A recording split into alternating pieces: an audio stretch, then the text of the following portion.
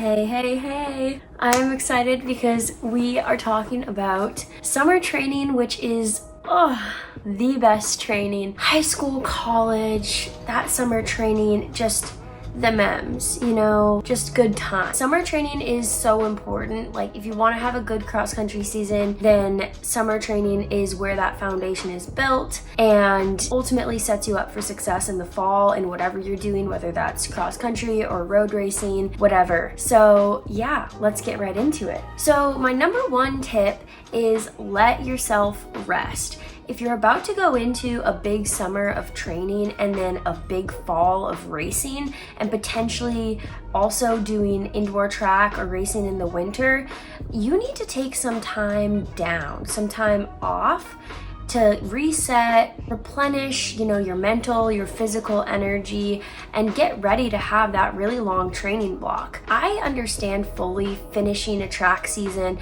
whether you're super satisfied with your results or you were left wanting more, it usually ends up with you being fired up to train really hard and better yourself. But you have to just hold that fire in and let it smolder. The summer of the smolder. If you skip that rest, it really can only result in a few bad options. Burnout, injury, illness, overtraining, or peaking too early. Yeah, you don't want any of those things to happen, so smolder. Tip number 2, build back slowly. So once you take that time down, let yourself reset, then don't just jump right into the mileage that you want to be at for that summer. Build up to that, and then after the point that you get to the mileage, then slowly increase your intensity or your miles every other week. The beauty of summer training is that you have so much time to really slowly work into things and to build that base. And so don't feel the need to rush it. Give yourself a down week every 3 to 4 weeks. So you build up, and then take a week down, maybe back to where you started those 3 weeks from. And that's just to make sure that you don't verge into overtraining or give your body more than it is ready to handle right now and end up with an injury. My third tip is that it's all about that base. Workouts don't need to be often or high intensity during summer training because the goal is to peak in October or November, even December.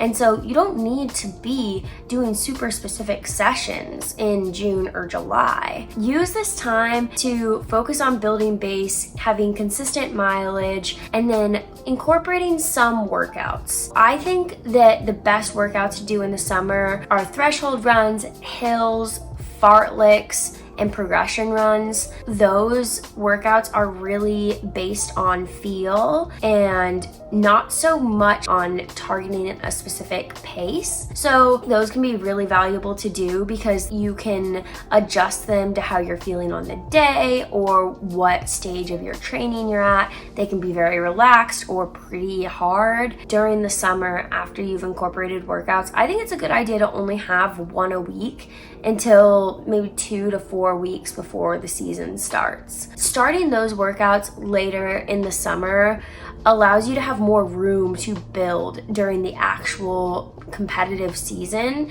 and that will put you at your peak at just that right time. Now, tip number 4 is scratch the speed itch. And this is for those people that, trust me, I relate. I'm there with you. That during the summer really want to be doing more and need somewhere to put that energy.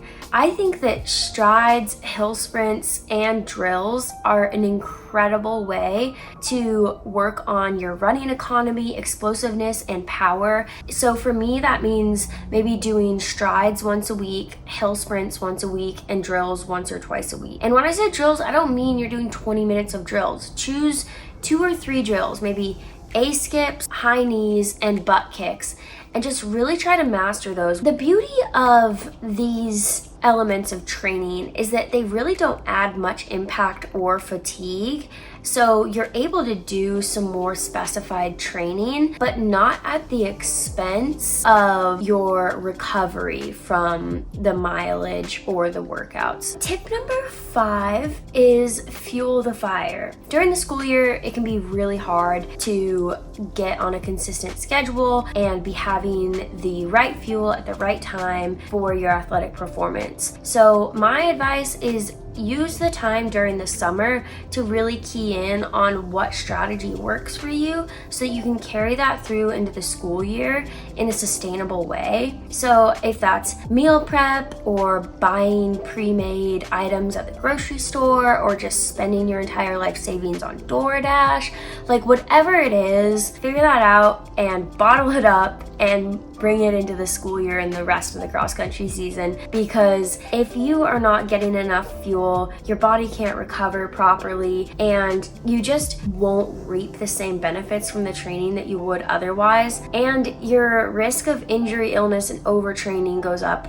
extremely. Tip number 6 is be intentional. I know that there is like a huge propensity amongst a lot of runners to just always want to do more, but that is not always best. But I think the more important thing is to try to get every little benefit you can from what you're already doing. Also, I would suggest journaling, taking down notes of what you did that day in training, how you felt, what you learned, what you could do better, and that allows you to really stay tuned in with your body and what you need, and can allow you to tailor training to your own personal needs. Skip the more mindset and instead really focus on what specifically works for you. My 7th and final tip is communicate. So if you have a coach that you're working with and you're watching this video, don't just follow all this advice and not tell them about it. Please talk to your coach about anything you're going to do, communicate to them about your training, and keep them updated during your entire summer. I mean, I'm sure that they'll appreciate that, but more than anything, using your resources is so important. And if your coach doesn't know what you've done this summer, then that's gonna make the transition back into school way harder. So definitely keep them up to date and just be really open about everything, and make sure that you guys can work really well together when the season starts, because that is going to be one of the most important aspects of your success in cross country or road racing or whatever you're doing in the fall. But just definitely tell your coach what's going on. So yeah, I hope that this helps, and good luck on your summer training. I know that I love training in the summer. It's so fun, just like one of the best times. With all that said, I guess tip 8 is have fun. But you're already gonna do that. I didn't need to tell you, so I just knew you would. Yeah. But anyways, that's all for now, folks.